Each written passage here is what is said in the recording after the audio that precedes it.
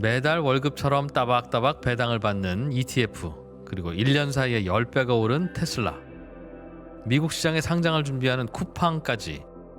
소식은 많이 들리지만 미국 주식 투자를 시작하기에 아직은 어색하신가요? 포스트 코로나 시대에 방황하는 20대부터 본업에서도 투자에서도 성과를 내고 싶은 30대, 노후를 준비하는 40대, 50대까지 미국 주식의 세계에 입문하신 분들을 위해서 3프로TV가 준비했습니다. 3프로TV 주식대학 봄학기, 미국 주식에 미치다 장우석과 이항영의 미국 주식 완전 정복. 미국 시장의 제도, 특징, 세금부터 기업의 가치 분석, 포트폴리오 유망 종목까지 장우석 본부장, 이항영 대표와 함께 한 발자국씩 나아가면서 평생 투자의 기초를 탄탄하게 다지는 시간이 될 겁니다. 3프로TV가 미주미 미국 주식 완전 정보 클래스와 함께 여러분의 성공 투자를 응원합니다. 영상 아래 링크를 통해서 강의를 신청하실 수 있습니다. 미래에셋증권 최홍석 선임 매니저, 대추동에 이미 유명 인사가 되셨더군요. 저도 대추동에 지인들이 있는데 최홍석 선임 매니저, 대추동 최 선생 만나려면 줄을 서고 번호표를 뽑아야 된다고 하는데 사실이랍니다.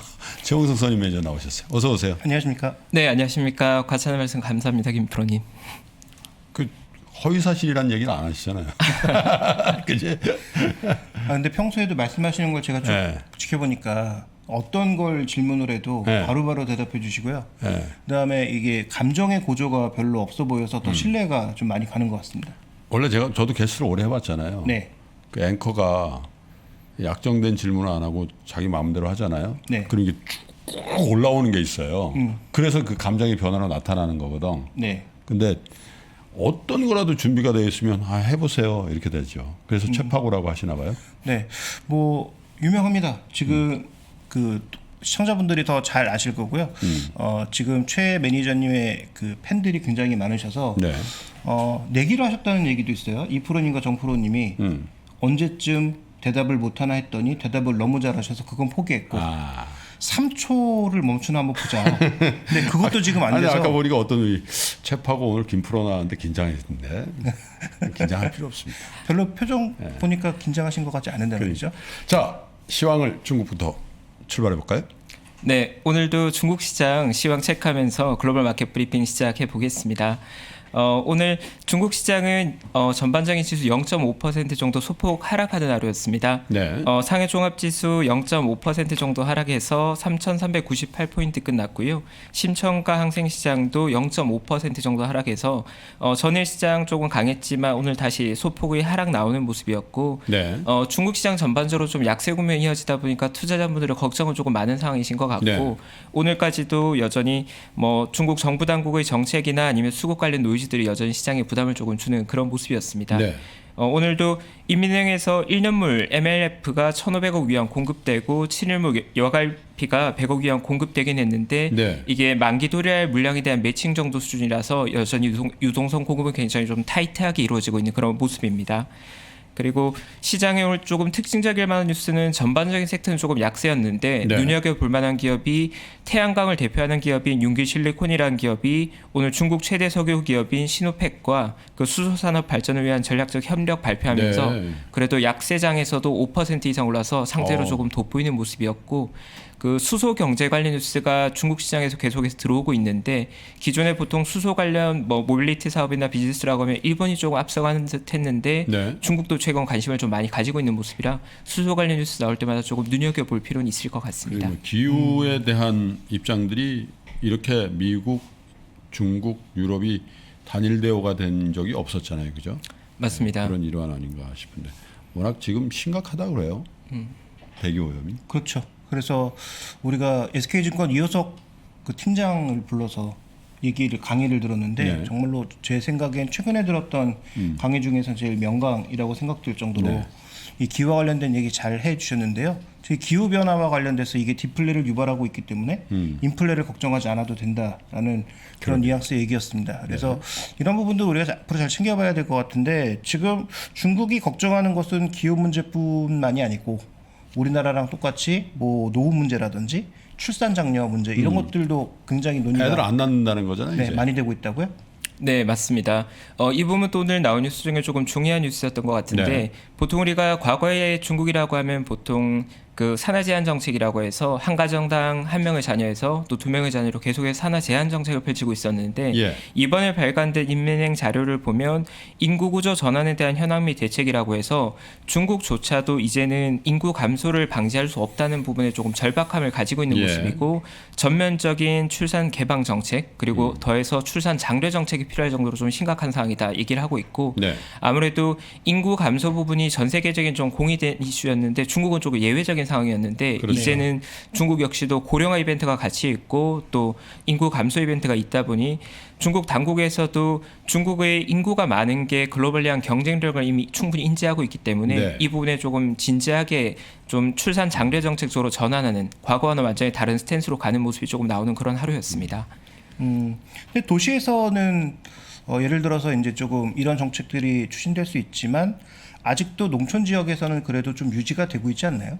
네, 맞습니다. 사실 다자녀 정책을 지원하기 위해서 필요한 것들은 육아 부담이 이런 부분들이 결국 농촌의 문제가 되는 부분인데 이번 인민행에서는 출산 장려를 위해서 구체적으로 육아에 대한 부담을 좀 덜어줄 만한 정책이 어떤 게 있을지 같이 논의할 필요가 있다고 얘기할 정도로 조금 적극적인 스탠스로 출산을 장려하는 그런 모습이 나오는 그런 보고서였습니다. 자동차 협회에 통계가 나왔군요.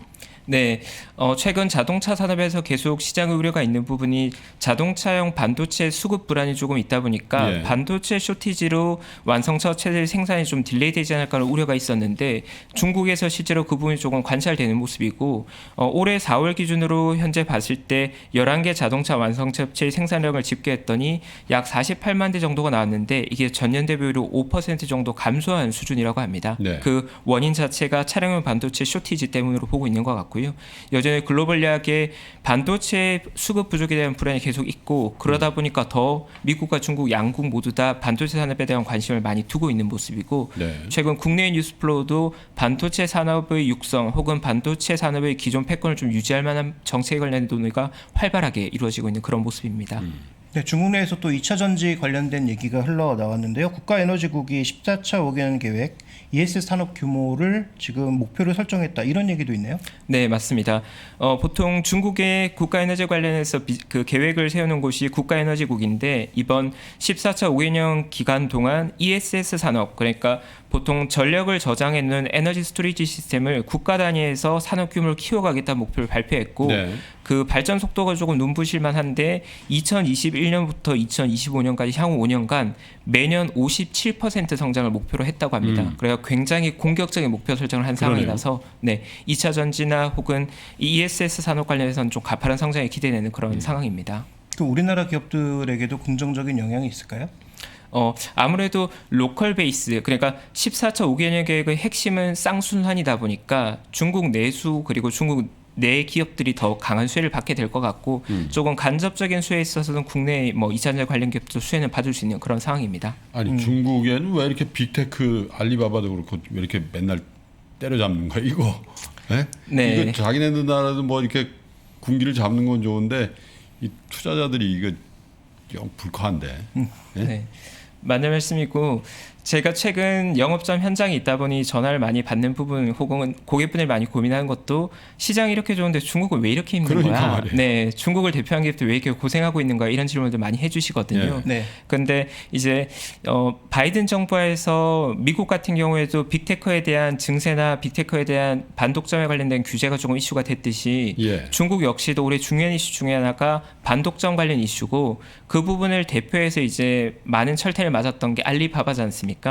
근데 어제 굉장히 조금 중요한 뉴스가 시장에 나왔던 게 네. 시장 감독 관리 총국에서 중국을 대표한 빅테크 기업을 전부 다 불러 모아서 행정 지도회를 열었다고 합니다. 근데 네. 그 내용이 조금 강했는데 합법 경영 서약서라고 해서 미국을 대표하는 IT 기업들을 대상으로 합법적으로 경영할 것을 직접 서약하게 했고 그걸 공개하는 이벤트가 있었습니다. 네. 그 관련 내용을 보면 시장 지배적인 위치를 남용한 것을 절대로 엄격하게 금지하고 그리고 적대적 M&A도 가능하면 피해야 되고 또 데이터 노출 같은 개인정보 유출에 관련된 부분도 굉장히 좀 타이트하게 규제하는 그런 뉘앙스가 나왔고 거기 불려간 기업들이 뭐 글로벌리하게 우리가 다 알만한 기업들입니다. 뭐 네. 칭동 그리고 바이두, 뭐 메이투안, 핀더더 같은 그야말로 중국을 대표하는 빅테크 기업들이 다 같이 조금 뭐랄까 할까요? 좀 서약서를 쓰고 좀 벌 받는 듯한 그런 모습이 연출되는 하루였고 그래서 이제 시장에서도 이걸 어떻게 해석해야 되는 건가? 중국 당국이 이제 완전히 강한 규제 완전 죽이기에 나선 건가? 아니면 조금 다르게 해석해야 되는가? 약간 논란의 여지가 있었는데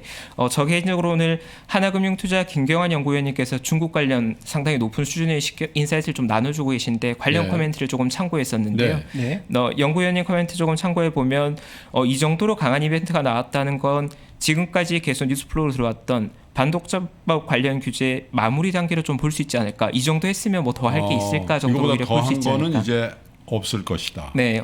마무리로서 이제 마지막에 서류 한 장 쓰고 이제 네. 집으로 가시 훈방 조치하는 정도가 아닐까 정도 해석이 있었던 것 같고 저 개인적으로 생각하기에도 이미 빅테크 기업들이랑 관련 노이즈들이 이미 가격에 충분히 반영해서 네. 고점 대비해서 조금 적게 밀린 곳들이 거의 30% 하락을 보였고 네. 심하게 밀린 곳들은 거의 반토막 가까운 하락이 나와 있는 빅테크 기업들도 일부 있거든요. 그러니까 이 정도의 조정이라고 하면 그간의 노이즈는 어느 정도 소화한 게 아닌가라는 생각을 조금 드는 상황이고 그리고 과거에 중국 정부에서 항상 어떤 산업에 대한 규제했던 방식이 우선적으로는 자율적 성장을 조금 독려해서 네. 산업의 파이가 많이 커질 때까지 기다렸다가 거기에 이제 과잉하거나 뭐 난립하거나 아니면 체제에 대한 위협이 있으면 대표 주자를 불러내서 아주 강하게 혼내는 그런 형태로 어떤 산업을 좀 자정작용을 시켰는데 이번 이벤트도 빅테크 기업을 대표해서 맏형격인 알리바바를 아주 강하게 규제하고 다른 기업들에게 좀 긴장 좀 하고 우리말 잘 들어줘 정도로 하고 어느 정도 마무리된 이벤트가 아닐지에 대한 기대는 조금 할 수 있는 그런 이벤트였던 것 니들 같습니다. 봤지? 이런 거예요?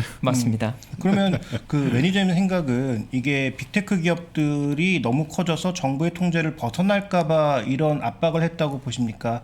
아니면 지금 미국처럼 이런 빅테크 기업들이 안정을 찾으면 소위 이제 신생 기업들이 못 크잖아요. 그러니까 신생 기업들을 키우기 위한 어떤 발판을 마련해주기 위해서 이런 규제를 했다. 어느 쪽에 좀 더 무게를 두십니까? 저 개인적으로는 대마불사 그러니까 기존의 빅테크 기업들을 억누르고 새로운 쪽을 키우는 그림보다는 네. 기존의 산업들을 키워나가겠지만 어느 정도의 재정비가 필요한 상황이었지 않았을까 그 정도로 판단을 하고 있고 우선 미국과 중국 간의 갈등 구조도 결국은 뭐 미국의 빅테크 기업 그리고 중국의 빅테크 기업끼리 글로벌 시장을 두고 이제 패권을 다투고 있는 네. 상황이다 보니까 그런 상황에서 중국이 스스로 자신들의 빅테크를 스스로 이제 꺾을 이유는 없을 것 같고요. 다만 아까 전 말씀드린 대로 산업의 어떤 난립하거나 과잉하는 과정에 가장 불안한 것 중에 하나가 체제 위협을 아주 민감하게 받아들이는데 그렇죠. 알리바바의 커멘트나 성장 가도는 사실 어느 정도 그런 불안감은 다소 자극할 만한 부분이 있었던 것 같고 그 영린을 건드리는 거에 대한 좀 예민 반응이라고 볼 수 있을 것 같고 이 이후에 새로운 산업 혹은 새로운 트렌드보다는 기존에 잘하던 자들이 다시 좀 일어나는 흐름이 되지 않을까. 네, 그렇게. 근데 뭐 미국에서도 반도체 기업들 다 들어오서 하더니 중국에서도 다 들어와 봐. 뭐 50이에요?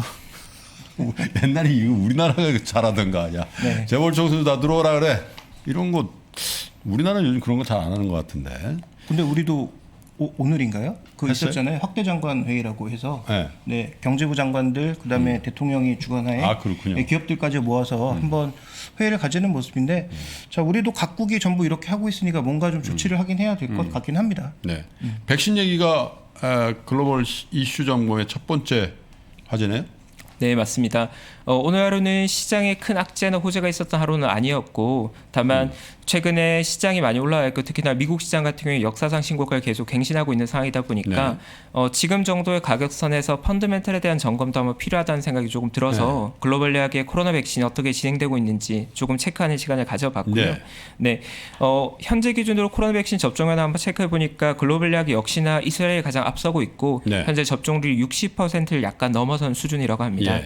그리고 그 뒤에 이어서 영국이 대략 50% 육박하고 있는 모습이고요. 그리고 미국이 대략 한 30% 88% 정도까지 올라가 있는 상황이고 아무래도 메이저 기업들 중에서는 영국과 미국이 앞서거니 뒤서거니 하고 있는데 경제 회복의 속도 자체는 미국이 조금 더 빠르게 진행되는 것 같고요. 네. 영국도 접종률은 좀 가파르게 진행이 되고 있는 모습이고 그 뒤를 이어서 주요 국가들 중에는 싱가포르 정도가 한 20% 정도 그리고 캐나다 한 19%, 프랑스와 기타 유럽 국가들이 대략 한 10% 후반, 17%, 18% 정도 유지하고 있는 그런 많이들 모습입니다. 맞았네요, 그래도. 네, 많이 진행되고 있습니다.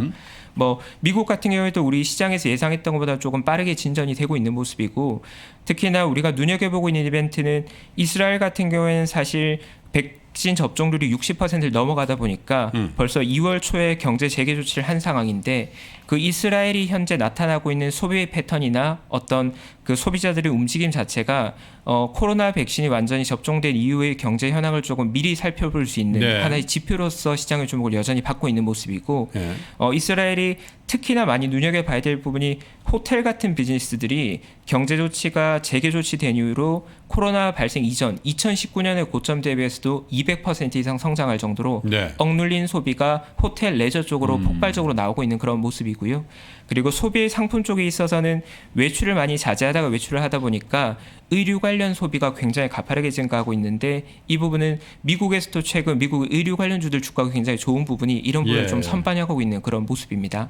그래서 여러 면에서 코로나 백신 이미 접종이 완료된 국가들의 소비 패턴 혹은 그 개인들의 패턴 자체가 우리에게 투자자들 많이 좀 주고 있는 그런 상황이고요. 뭐 선진국으로 봤을 땐 우선 미국의 상대적으로 경기 회복 진행이 굉장히 좀 가파르게 진행되고 있고 네. 미국 역시도 항공 여객수나 호텔 객실 점유율은 코로나 이전 수준을 거의 완전히 회복하는 그 정도까지 올라온 모습입니다.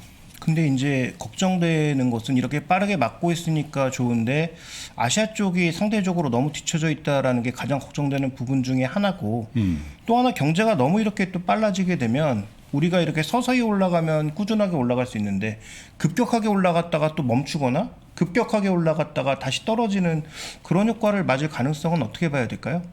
네, 맞는 말씀입니다. 이게 작년에 대비해서 올해의 상승폭 자체가 우리 예상보다 너무 가파르게 회복되고 있다 보니까 네. 사실 어느 정도는 현재 회복의 속성 자체가 일시적인 패턴으로 나오는 것들도 많이 있을 것 같고요.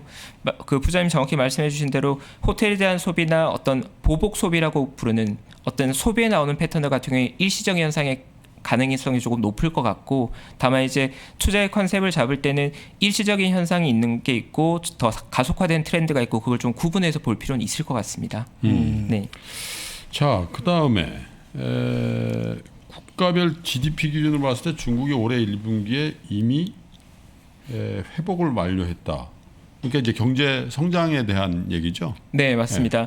이제 코로나 백신이 예상보다 가파른 속도로 접종이 진행되고 있다 보니까 IMF 같은 곳에서도 올해 예상하는 경제 회복 속도를 더 가파르게 예단하고 있는 상황이고 네. IMF에서 글로벌 세계 경제 회복에 대해서 매년 4월과 10월 2회에 걸쳐서 연간의 GDP 성장률을 추정하는데 예. 4월에 최근에 발표된 기준으로도 IMF가 글로벌 기준으로 봤을 때는 기존에 5.5%를 예상했다가 6.0%로 네. 예상치보다 50bp 더 상향했고요.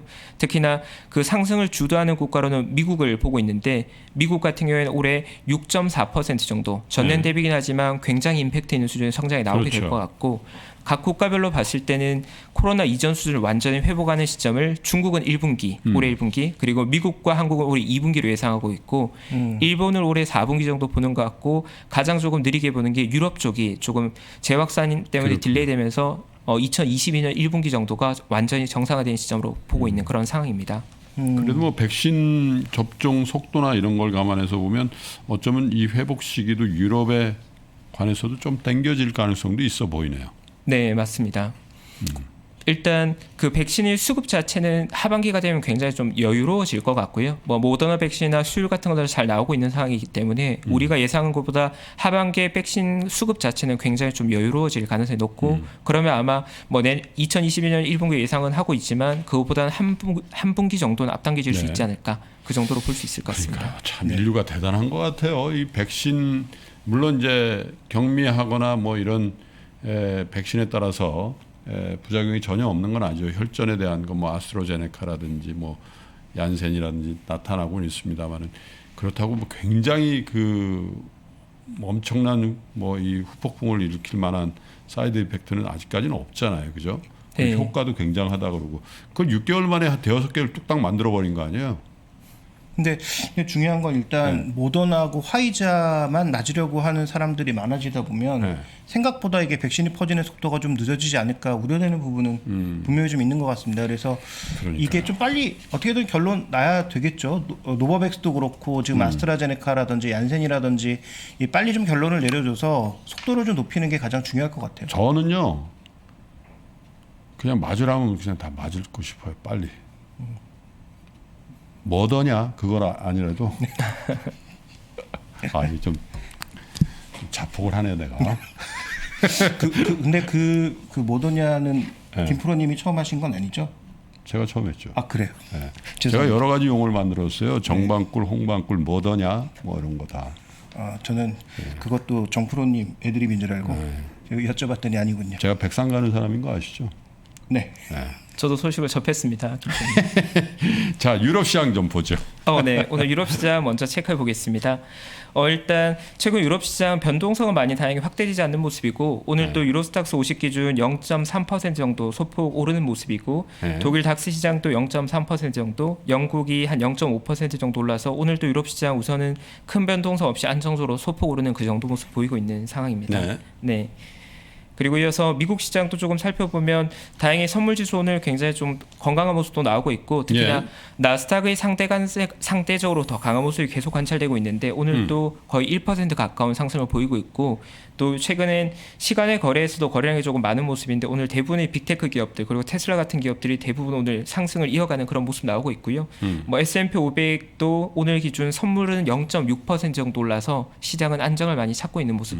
사상 최고가에서도 그렇게 뭐 불안한 모습 나오지 않고 있고 굉장히 좀 안정적인 모습 나오고 있는 그런 네. 상황입니다. 근데 한 가지 아쉬움은 우리도 마찬가지지만 사상 최고점을 앞두고 속도가 좀 느리다 이런 생각은 있고요.